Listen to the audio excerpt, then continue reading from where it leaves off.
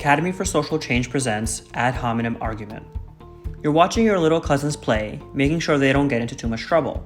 Nikki, a feisty 6-year-old, cries out, "The floor is lava!" and scrambles onto the couch. 4-year-old Max isn't as fast though, getting up on furniture is still a process for him. "You're dead," Nikki shrieks. "Nuh-uh," Max replies, "I've got anti-burning boots so the lava can't eat me." "But this is special lava," Nikki insists, "and it burns through everything." "You're just being mean." "Nuh-uh." "Yeah-huh." Before the argument gets out of hand, you distract them with the suggestion of playing outside.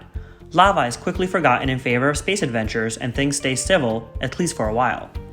During the children's argument, Max ends up attacking Nikki rather than her logic. Instead of addressing the flaws in her argument, he attacks the flaw in her character by stating that she's being mean. An ad hominem argument is one that is directed against the opposing person rather than the position they're maintaining.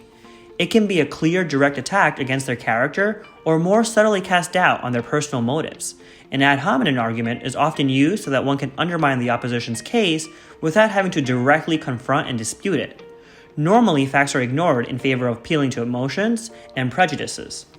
The term ad hominem is a Latin phrase meaning to or against the person. It was first used in the late 16th century in the logic and philosophy spheres to refer to any argument or critique that was aimed at the disputer rather than the position they were arguing. The ad hominem argument can be broken down into several subcategories. They can be abusive, like our very first example. Abusive ad hominems are direct insults to the disputer's character, like Max calling Nikki mean. These kinds of arguments are never helpful since they distract from the actual productive conversation in favor of heightening hostilities. Luckily, since they're such direct negative attacks, they're easier to spot. Circumstantial ad hominems aim to show that the speaker is predisposed to a particular stance on the issue, and thus their argument is inherently invalid. This argument can be more than just a logical fallacy. Conflicts of interest can be relevant to a dispute, but be wary of treating possible biases as irrefutable explanations for an opponent's stance. Just because a person has something to gain from a situation doesn't mean they're lying about everything. When used properly, circumstantial ad hominems can be very ethical and useful. One can also try to use an ad hominem to link a speaker to an individual or group already viewed negatively. This guilt by association tactic is more often than not just fear-mongering. But if a causal link can be shown between the two, it's a viable debate strategy. Ad hominem of the tu quoque variety points out the disputer doesn't follow the ideas or morals they claim should be followed, so their argument can't be true.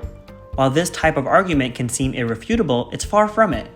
Tu quoque arguments usually result from the oversimplifications of personal situations. Even if they don't automatically prove that the speaker is lying about their platform.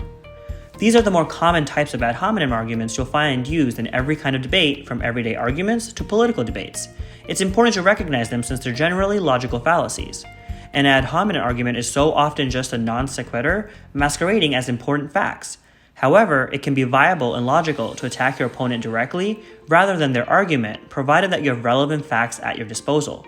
Personal biases abound, and it's good to keep them in mind. If you find yourselves being the target of faulty ad hominem arguments, keep a cool head and point out their irrelevance or an outright flaw in their attack. It can be a slippery slope when employing an ad hominem into your debate, so be sure to have other evidence to back up your claims when you use one. Now it's your time to think further. What are some situations in which using an ad hominem argument would be a good idea?